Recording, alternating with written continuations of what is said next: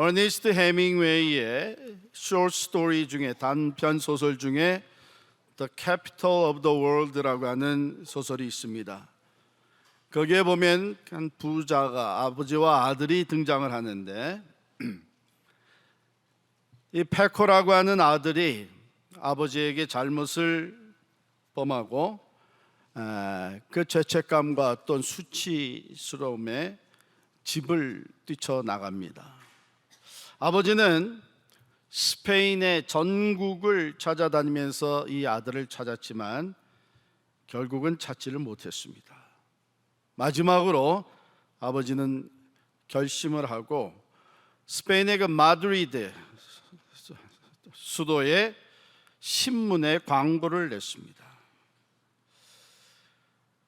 그 광고 문안은 이렇게 간단했습니다. Paco, meet me at Hotel Montana, noon Tuesday. All is forgiven. Papa. 이렇게 냈어요. 페코야, 화요일 정오에 몬타나 호텔에서 만나자. 모두 용서한다. 아빠가 이렇게 광고를 냈습니다.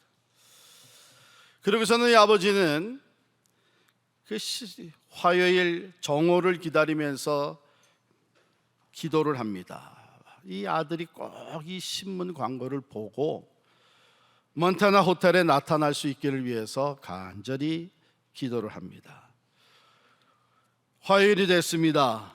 시간에 앞서서 일찍이 몬타나 호텔로 나간 이 아버지는 그곳에 모여있는 사람들을 보고 깜짝 놀랐습니다. 폴리스 한 부대가 그것에 모여있는 수많은 젊은이들을 질서 있게 다 관리를 하느라고 동원이 되어 있었습니다.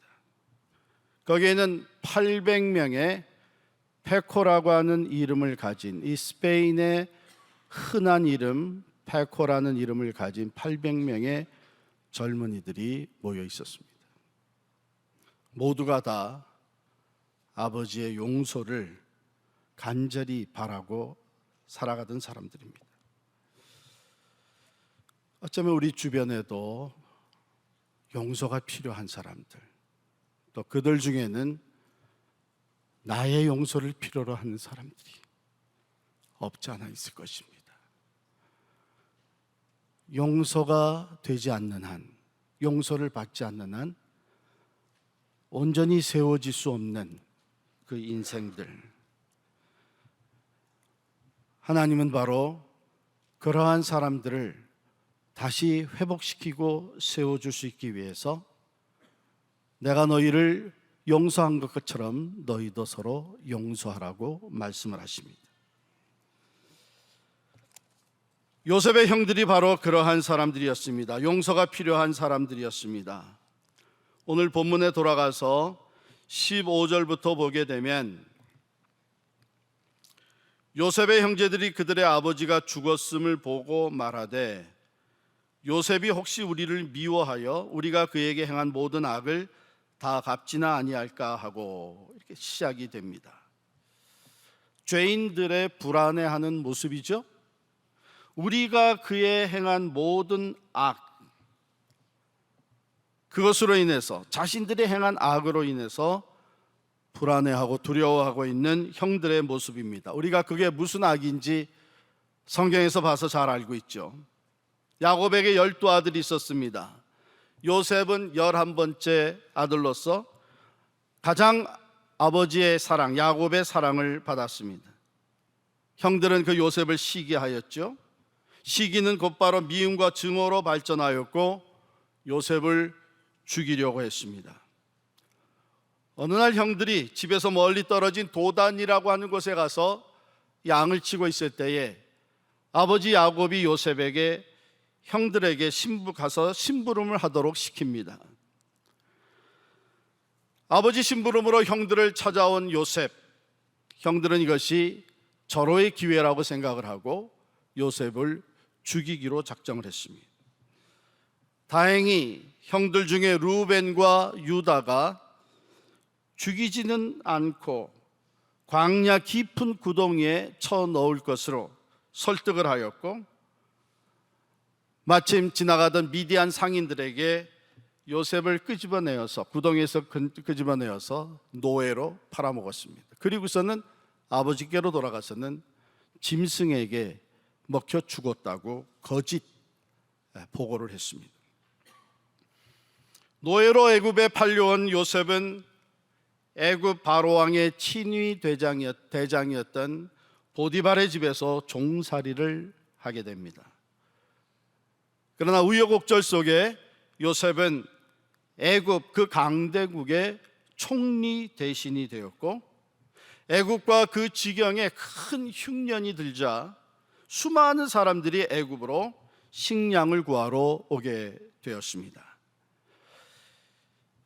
총리 역할을 한 요셉이 지혜롭게 하나님의 계시를 따라서 흉년에 앞서 있었던 7년 동안의 큰 풍년 중에 양식을 잘 저장해 놓았기 때문에 애굽에는 양식이 풍부했습니다. 애굽에 와서 양식을 얻지 못하면 죽을 수밖에 없는 지경에 이르게 되자 요셉의 형들도 양식을 사러 애굽으로 왔다가 요셉을 만나게 됩니다. 요셉은 아버지와 온 가족을 애굽으로 초청해서 가족 70명이 애굽의 기름진 땅 중에 하나인 고센 땅에 초청받아 와서 편안히 살게 됩니다. 그러는 가운데 아버지 야곱이 세상을 떠나게 되자 형들의 마음에 두려움이 찾아온 것이죠. 지금까지는 아버지를 생각하여 요셉이 우리를 배려해 주었지만 이제 아버지가 돌아가셨으니 우리가 그에게 행한 모든 악을 다 갚지 않겠느냐, 이런 생각이 들었습니다. 실제적으로 그런 일들이 종종 있죠. 에서가 야곱을 죽이려고 했습니다. 왜냐하면 야곱이 형 에서의 장자의 명분을 교묘하게 빼앗고 장자가 받은 축복 기도를 야곱이 아버지 이삭에게 들어가서 그것을 차지했습니다. 이것을 알게 된 에서가 반드시 야곱을 죽이기로 마음을 먹습니다. 그런데 아버지가 살아계시는 동안은 하지 않겠다. 어떻게 아버지 생전에 우리 형제가 피를 흘리는 일을 할 수 있겠느냐 해가지고 기다립니다. 오늘날에도 부모님이 돌아가신 후에 그동안 하지 못했던 얘기, 그동안 풀어놓지 못했던 분노, 서로 따지고 싸우면서 원수가 되는 형제들을 종종 보기도 합니다. 사실 우리 믿는 사람들은 부모님이 안 계시는 그 자리에 오히려 더 서로를 사랑하고 세워줘야 되는 그러한 삶이 되어야 되겠죠. 바로 요셉의 형제들이 이런 두려운 마음에 빠져서 요셉에게 메시지를 보내요. 그 메시지의 내용이 오늘 본문에 담겨져 있습니다. 당신의 아버지가 돌아가시기 전에 명령하여 이르기를 너희는 이같이 요셉에게 이르라. 내 형들이 내게 악을 행하였을지라도 이제 바라건대 그들의 허물과 죄를 용서하라 하셨나니 당신 아버지의 하나님의 종들인 우리 죄를 이제 용서하소서 하는 메시지를 보냅니다. 이 메시지를 받아 읽은 요셉은 어떻게 반응합니까? 이 말이 정말인가? 정말 아버지가 돌아가시기 전에 그런 유언을 남기셨단 말이야? 어떻게 그것을 증명할 수 있어? 형들이 또 거짓말하는 건 아닌가? 남기신 유언장을 내가 직접 봐야 되겠지. 요즘 같으면은 녹취된 것 있으면은 증거로 가져오라 그래야지. 요셉이 이런 생각이 들었다면 요셉의 표정은 어떠했을까요? 사실을 파헤쳐야 되겠다고 하는 심각한 표정이 지어졌겠죠. 내가 이 말은 도무지 믿을 수 없다는 의아해하는 표정이었겠죠. 형들이 다시 또 거짓말을 하는 것이 아니냐는 생각에 분노의 표정도 지을 수가 있습니다. 그런데 오늘 본문에 보면 요셉이 그들이 그에게 하는 말을 들을 때에 울었더라 그래요. 울었더라 그래요. 왜 울었을까요? 형들의 마음이 느껴졌기 때문이죠. 자신이 지금껏 다시 만난 이후에 지금껏 그렇게 받아주고 용서하고 돌보아줬는데도 아직도 죄책감에 쌓여서 불안과 두려움에 시달리고 있는 그 형들의 마음을 공감할 수가 있었습니다. 이미 요셉은 형들에게 자기의 정체를 드러냈을 때에 창세기 45장 4절부터 11절에 보면 그가 큰 소리로 울고 그리고 형들에게 한 말이 있습니다. 내게로 가까이 오소서. 나는 당신들의 아우 요셉이니 당신들이 애굽의 판자라. 당신들이 나를 이곳에 팔았다고 해서 근심하지 마소서. 한탄하지 마소서. 하나님이 생명을 구원하시려고 나를 당신들보다 먼저 보내셨나이다. 하나님이 큰 구원으로 당신들의 생명을 보존하고 당신들의 후손을 세상에 두시려고 나를 당신들보다 먼저 보내셨나니 그런즉 나를 이리로 보낸 이는 당신들이 아니요 하나님이시라. 하나님이 나를 애굽 온 땅의 통치자로 삼으셨나이다. 그러니 가서 속히 아버지와 온 가족들을 이곳으로 오게 하소서. 내가 아버지와 아버지의 가족과 아버지께 속한 모든 사람에게 부족함이 없도록 하겠나이다. 그리고 형들과 끌어안고 입 맞추며 울었습니다. 이미 그렇게 했어요. 아버지와 온 가족이 애굽으로 내려온 후 고센 땅에 살게 하면서 그 어려운 흉년을 잘 넘기고 편안히 살면서 자녀들을 양육하도록 해 주었습니다. 그럼에도 불구하고 아버지가 돌아가시자 다시 불안해하며 두려워하는 형들의 마음을 요셉이 읽을 수가 있었습니다. 요셉에게는 자기에게 전달된 메시지가 사실이냐 거짓이냐 하는 것보다 그 메시지에 담긴 형들의 마음이 더 중요하게 여겨졌던 것입니다. 만일 그것이 거짓이라고 해도 오죽 두려웠으면 그런 거짓말까지 하면서 내게 이 메시지를 보내겠느냐 하는 그런 마음을 읽을 수가 있었습니다. 그래서 요셉은 울었던 것이죠. 이미 자신은 용서했는데도 불구하고 여전히 죄책감으로 인해 그 심판에 대한 불안과 두려움에 쌓여있는 형들을 불쌍히 여기는 눈물이었습니다. 저는 하나님도 그러하시다고 믿습니다. 하나님은 우리가 죄를 회개할 때 용서해 주십니다. 이사야 43장 25절에 보면 나는 나를 위하여 내 허물을 도말하는 자니 내 죄를 기억하지 아니하리라 그랬습니다. 우리가 회개할 때 예수 그리스도의 십자가의 보혈로 우리의 죄를 씻으시고 용서하신 하나님, 그 하나님은 우리의 죄를 다시는 기억하지 않고 계시는데 우리는 여전히 죄책감에서 헤어나지 못하고 있으면서 불안해하고 두려워하며 살고 있다면 우리를 바라보시는 하나님의 눈에는 눈물이 흐를 것입니다.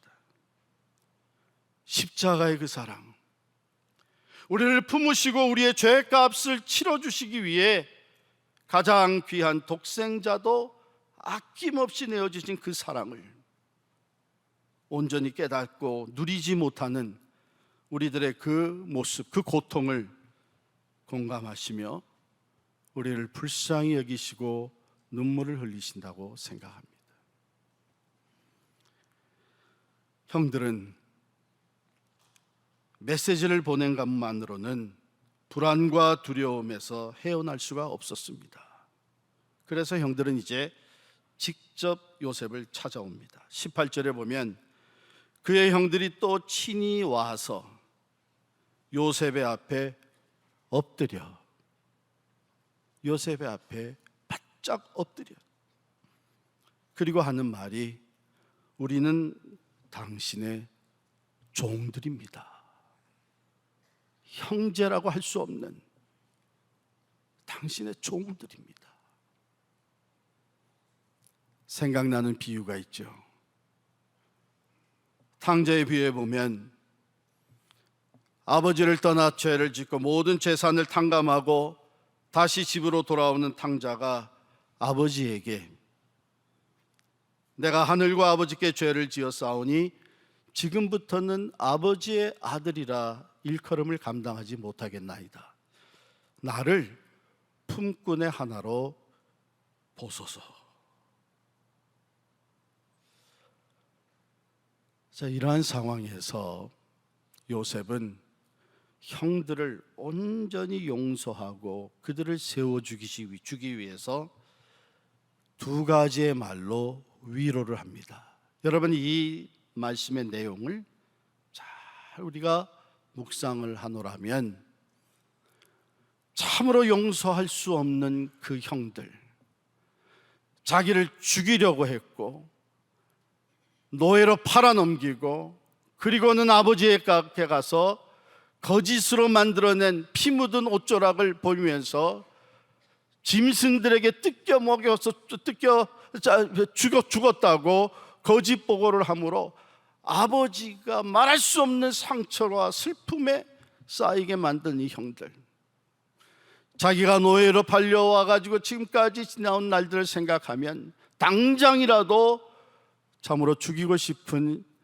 것이 인간의 마음일 텐데 요셉은 어떻게 그 형들을 용서할 수 있었는가? 그 용서의 힘이 어디서부터 나왔는가 하는 것을 우리가 말씀을 통해서 알 수가 있습니다. 요셉은요, 이 두려워하는 형들을 두 가지 말로 위로하면서 그들을 세워줍니다. 첫 번째는 두려워하지 마소서, 내가 하나님을 대신하리이까. 19절에 있는 말씀이죠. 내가 하나님을 대신하리이까. 여러분, 이 간단한 표현에는 엄청난 내용이 함축되어 있어요. 내가 하나님을 대신하리이까. 첫 번째는 이것은 하나님의 은혜를 깨달은 자의 고백입니다. 내가 그 모든 역경을 거치고 오늘 애굽의 총리가 된 것은 이건 전적으로 하나님의 은혜다. 하나님의 은혜다. 내가 하나님의 은혜 가운데 이러한 자리에 오른 사람으로서 나 또한 은혜를 베풀어야 되는 것이 아니냐 하는 것이 요셉의 마음이었습니다. 내가 하나님을 대신하리이까. 두 번째, 이것은 하나님의 완전하신 주권을 인정하는 자의 고백입니다. 보세요, 본문에 기록되어 있기를 당신들은 나를 해하려 하였으나 하나님은 그것을 선으로 바꾸사 오늘과 같이 많은 백성의 생명을 구원하게 하시려 하셨나니. 하나님의 완전하신 주권, 내 삶에 이루어진 이 모든 것들은 하나님의 섭리와 하나님의 목적 속에서 진행되어진 것이고, 하나님은 하물며 악한 일도 선으로 바꾸시면서 하나님의 주권을 행사하시고 하나님의 섭리와 계획하신 대로 반드시 이루시는 하나님이시라는 것을 고백하고 있는 것입니다. 당신들은 나를 헤아려 하였으나 하나님은 그것을 선으로 바꾸사 오늘과 같이 많은 백성의 생명을 구원하게 하시려 하셨나니. 하나님이 이러한 목적을 가지고 내 삶을 이끄셨고 형들의 그 악한 것조차도 하나님이 사용하셔서 하나님의 뜻을 이루셨는데, 내가 이제 하나님을 대신하겠습니까? 하나님의 주권을 인정하는 믿음의 고백이에요. 세 번째는 나의 일과 사람의 일과 하나님의 일을 제대로 구분하는 자의 고백입니다. 로마서 12장 17절 이하에 보면 이런 말씀이 기록되어 있습니다. 아무에게도 악을 악으로 갚지 말고 모든 사람 앞에서 선한 일을 도모하라. 할 수 있거든. 너희로서는 모든 사람과 더불어 화목하라. 내 사랑하는 자들아, 너희가 친히 원수를 갚지 말고 하나님의 진노하심에 맡기라. 기록되었으되 원수 갚는 것이 내게 있으니 내가 갚으리라. 주께서 말씀하시니라. 내 원수가 줄이거든 먹이고 목마르거든 마시게 하라. 그리함으로 내가 숯불을 그 머리에 쌓아 놓으리라. 예수님도 말씀하셨습니다. 또 내 이웃을 사랑하고 내 원수를 미워하라 하였다는 것을 너희가 들었으나 나는 너희에게 이르노니 너희 원수를 사랑하며 너희를 핍박하는 자를 위하여 기도하라. 이 말씀들이 제시하는 우리의 할 일은 무엇입니까? 정죄하고 심판하고 원수 갚는 것이 우리의 할 일입니까? 하나님의 말씀 우리에게 분명히 선포되어지기를 우리의 할 일은 화평을 도모하는 것입니다. 모든 사람과 더불어 화평을 도모하는 것입니다. 원수 갚는 것이 아니라 받아들이고 용서하며 원수까지도 축복하고 그들을 위해서 기도하는 것, 그래서 참 화평을 도모하는 것, 이것이 우리의 할 일이고, 하나님이 하시는 일은 심판과 원수 갚는 것은 하나님께 속한 일이라 했습니다. 그것은 내가 하리라 하나님 말씀하셨습니다.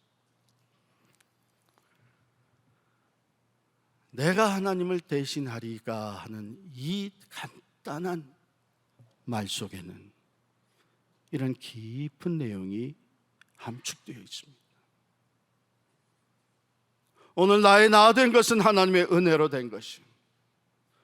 오늘 내가 이 자리에 오르게 된 것은 하나님의 완전하신 주권 속에 많은 생명을 구원하기 위한 하나님의 목적이 담겨져 있는 것입니다. 나는 하나님의 은혜에 감사하며 하나님이 주권적으로 이루어 가시는 일에 순복하면서 그 안에서 내가 할 수 있는 일은 화평을 도모하는 일이라는 것을 요셉은 고백하고 있는 것입니다. 때로 우리들 가운데 내가 안 하면 누가 하겠느냐, 의협심으로 나서서 다른 사람의 죄를 고발하고 정죄하고 심판하려는 사람들이 있습니다.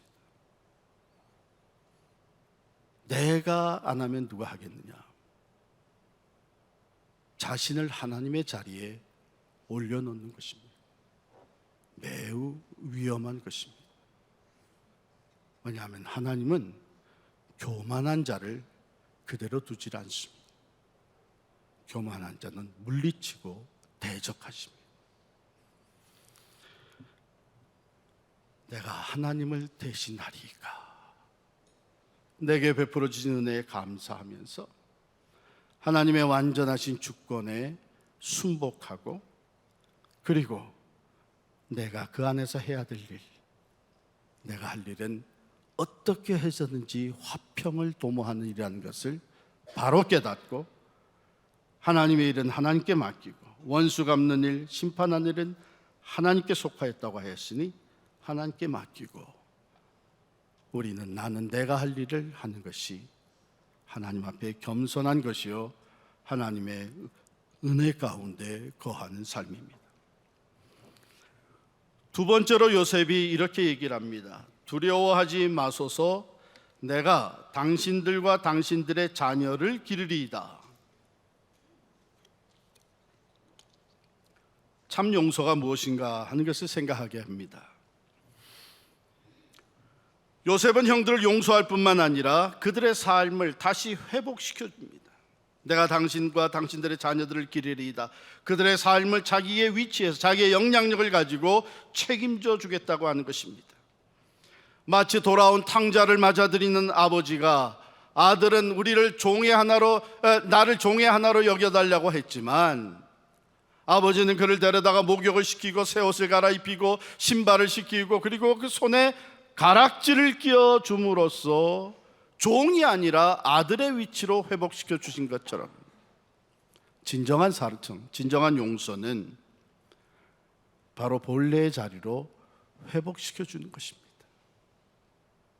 우리는 때로 용서한다 그러면서 내가 너 용서하지만 너 다시는 나 볼 생각하지 마라. 우리가 용서는 해야 되겠죠. 그러나 다시는 일을 맡길 수 없습니다. 하나님이 말씀하시는 용서는 그게 아닙니다. 예수님을 모른다고 3번씩이나 부인했던 베드로, 3번째는 저주하며 맹세하며 나는 예수를 도무지 모른다고 배신했던 베드로. 예수님은 그 베드로를 찾아가셔서 그를 회복시켜 주십니다. 내가 너 용서하지만 넌 다시는 내 제자라고 할 수 없다. 넌 다시는 날 따라오지 마라. 그렇게 한 게 아니에요. 네가 나를 사랑하느냐 3번씩 물으시면서 내 양을 먹이라, 내 양을 치라. 어찌 보면 제자의 위치에서 이젠 사도의 위치로 세워주시는 주님의 모습입니다.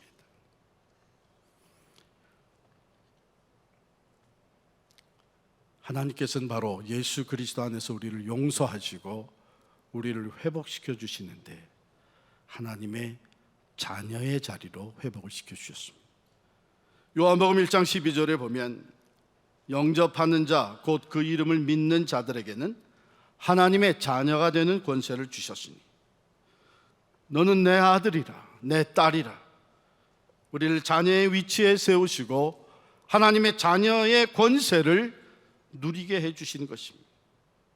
원래 죄로 말미암아 하나님과 원수되었던 우리가 예수님의 십자가의 사랑으로 죄 씻음 받고 세우심을 받게 된 우리들, 새로운 피조물로 죄로 말미암아 원수되었던 우리가 하나님의 자녀로 이제는 하나님의 동력자로 세워주시는 은혜를 받게 된 것입니다.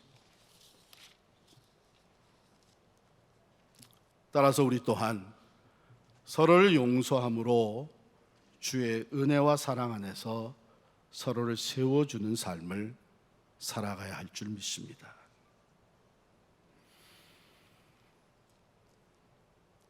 예수 그리스도를 통해 죄 사함 받고 하나님의 자녀된 우리들이 오늘 우리가 용서하며 세워줘야 할 사람은 누구입니까? 어떻게 용서를 실천하시겠습니까? 여러분, 형들의 메시지를 전해받은 요셉은 거룩한 갈등과 고민에 빠지게 됐습니다. 그것은 이게 정말이냐, 이 메시지가 진실이냐 거짓이냐 하는 문제가 아니었고, 어떻게 하면 이 형들을 저들의 죄책감에서 진정 해방시켜 줄 수 있을 것인가? 어떻게 하면 내 이 배려와 사랑이, 이 진실이 저들의 마음속에 온전히 전달될 수 있을 것인가? 그것이 요셉의 거룩한 고민과 고통이었어요. 그래서 요셉은 눈물을 흘렸습니다.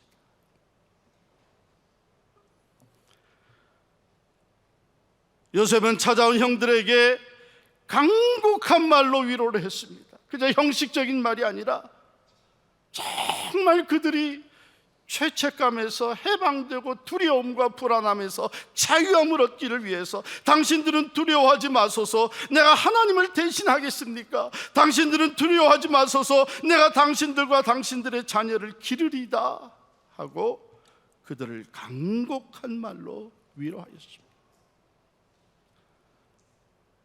오늘 이것이 우리들의 고민이 될 수 있기를 바랍니다. 진심으로 다른 사람을 용서하고 세워줄 수 있는 그리스도의 사람들이 될 수 있기를 원합니다. 여러분이 잘 아는 코리 텐붐 여사, 이분은 네덜란드에서 출생하여서 믿음의 가정에서 잘 성장한 영적 사람이었습니다. 2차 대전 독일의 나치즘이 이 독일의 나치들이 유대인들을 학살하는 이 과정에 네덜란드에 살고 있던 수많은 유대인들, 그들의 목숨을, 생명을 구하고자 이 코리 텐붐 여사의 가정은 유대인들을 숨겨주기 시작을 했습니다. 지하실에 숨기면서 그들의 생명을 구해주기 시작을 했습니다. 그런데 이것이 다 들통이 나서 코리 텐붐 여사와 그 언니가 독일의 수용소에 붙잡혀가게 되고 그것에서 나치들의 고문에 시달리게 되었습니다. 그러다가 그 언니는 수용소에서 세상을 떠납니다. 전쟁이 끝났을 때 코리 텐붐 여사는 얼마나 독일 사람들이 미웠는지 모릅니다. 히틀러나 그의 잔당들이나 자기를 고문하던 그 대상들이 얼마나 미웠는지 모릅니다. 그럼에도 불구하고 하나님께서는 이 코리 텐붐 여사의 마음속에 주님의 사랑을 심어주고 그 사랑의 복음을 전하도록 이끄셨습니다. 그래서 코리 텐붐 여사는 전쟁이 끝난 후 독일의 마을들을 찾아다니면서 그리스도의 사랑, 그 복음, 용서의 십자가의 복음을 전하기 시작을 했습니다. 가는 곳마다 독일 사람들이 자리를 꽉 채우고 말씀을 듣고는 설교가 끝나면 많은 사람들이 줄을 서서 코리 여사와 인사를 나누곤 했습니다. 어느 날 다시 또 독일 사람들을 모아놓고 설교를 하고 그 설교가 끝난 다음에 줄을 서서 자기를 만나는 사람들과 인사를 나누고 있는 중에 그 줄 서 있는 사람들 중에 한 사람을 분명히 알아볼 수가 있었습니다. 그 사람은 그 나치 수용소에서 자기와 자기 언니를 고문하고 결국 자기 언니의 목숨을 빼앗아갔던 간수였습니다. 원수를 만난 것이죠.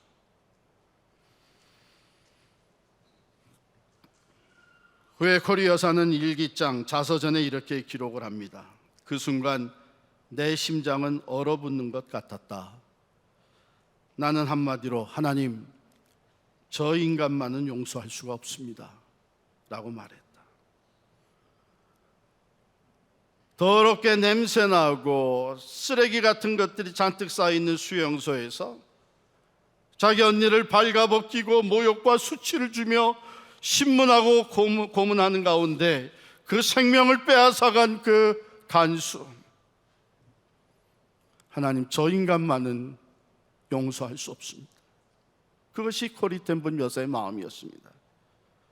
그러나 용서와 사랑을 외치고 있던 이 코리 여사의 앞을 향해서 자기에게 결정적인 피해를 입혔던, 참으로 쳐 죽이고만 싶은 그 사람이 한 걸음 한 걸음 다가왔습니다.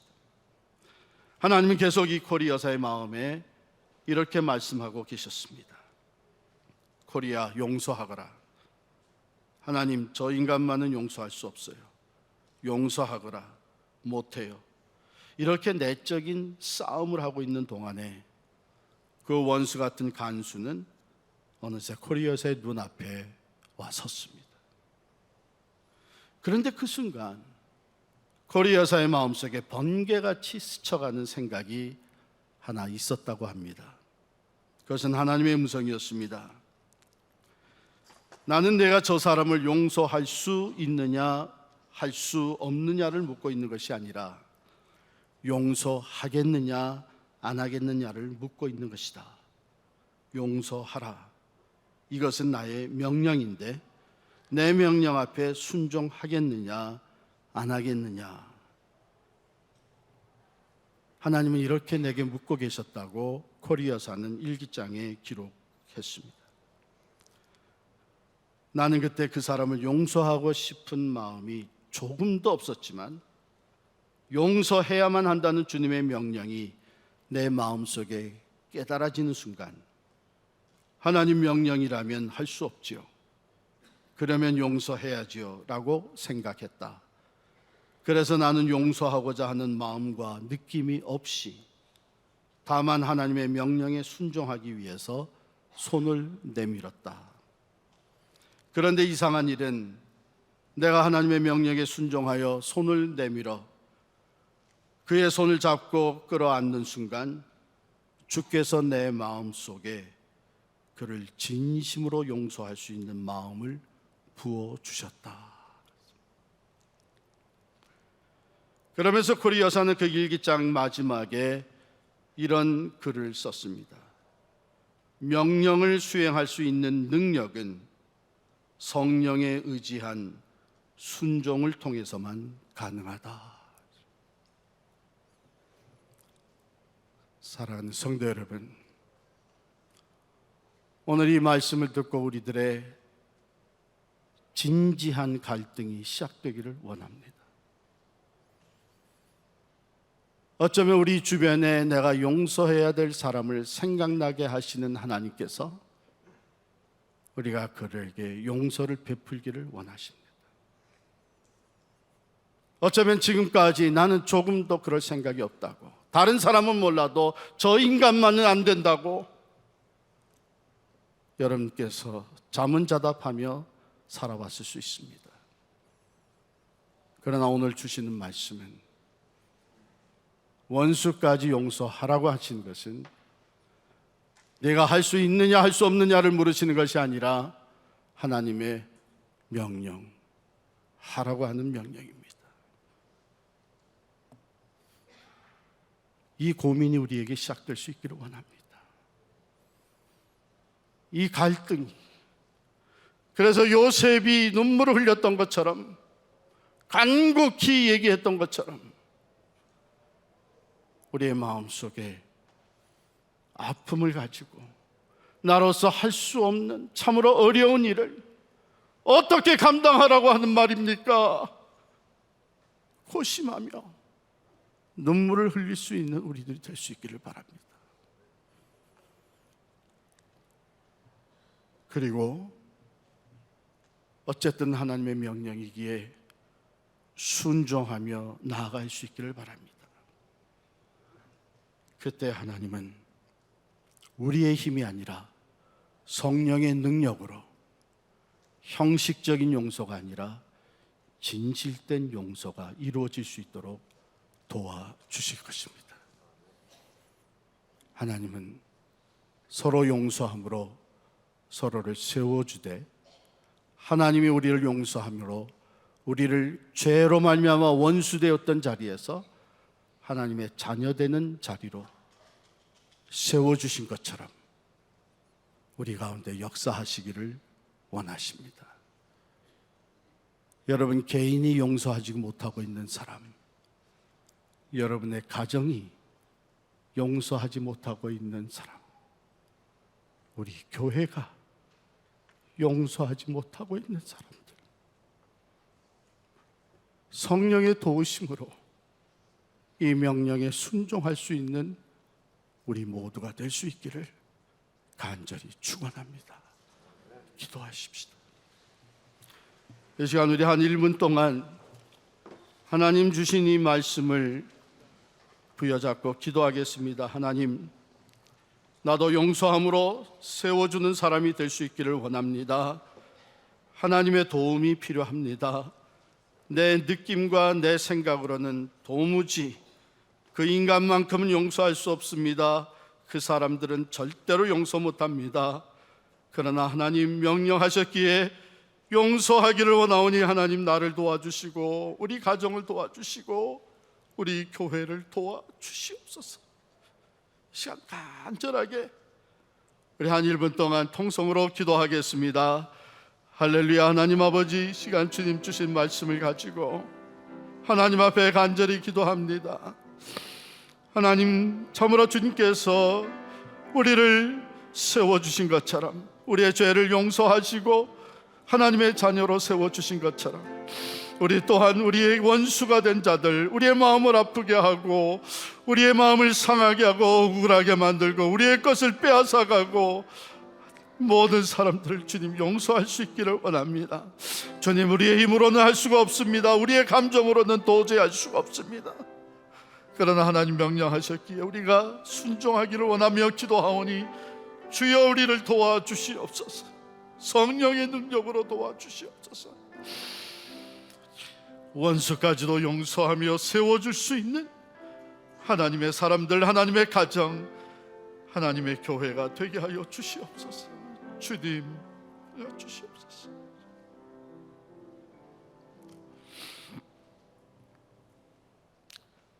하나님, 우리에게도 원수가 있습니다.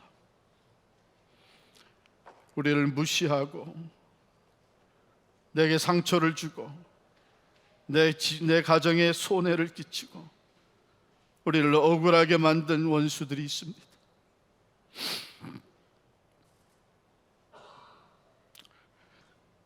우리의 자존심을 짓밟고 우리들의 것을 빼앗아간 원수들이 있습니다. 그러나 하나님, 오늘 말씀을 들었기에 이 말씀에 순종하기를 원합니다. 성령의 도우심으로, 성령의 도우시는 능력으로 원수까지 용서할 수 있는 우리들이 되게 하여 주옵소서. 우리 개인의 원수를 용서하게 하시고 우리 가정의 원수를 용서하게 하시고 우리 교회의 원수들을 용서하여 주 안에서 그들을 세워줄 수 있는 우리들이 되게 하여 주옵소서. 주여, 성령으로 우리를 도와주시옵소서. 예수님 이름으로 기도하옵나이다.